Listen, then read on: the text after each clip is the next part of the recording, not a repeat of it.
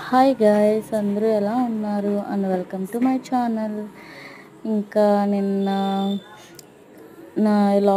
నిన్న లాగ్కి ఇప్పుడు continue log అండి. యాక్చువల్గా ఇంకా వెల్లుల్లి జీలకర్ర వేసేసి హెల్దీగా అయితే మనం ఫ్రై అయితే చేసేసుకున్నాం. మా బుడ్డోడు అయితే చాలా ఇష్టంగా తిన్నాడు. మనకు తోటకూర అసలు ఎక్కదు, కానీ అప్పుడప్పుడు తినాలి కాబట్టి తింటాం అంతే. మా అమ్మమ్మ అయితే తోటకూర పులుసు చేస్తారు, దీంతో బాగుంటుంది. నాకు అంతగా ఇష్టం ఉండదు తోటకూర అంటే. ఇంకెవరైతే నా ఛానల్కి ఫస్ట్ టైం వస్తున్నారో ఛానల్కి సబ్స్క్రైబ్ చేసుకోండి అబ్బా.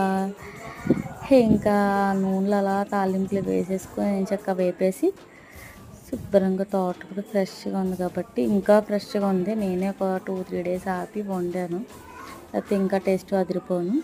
ఇంకెవరైతే మన ఛానల్కి ఫస్ట్ టైం వస్తున్నారో ఛానల్ అయితే మర్చిపోకుండా సబ్స్క్రైబ్ చేసుకొని వెళ్ళండి.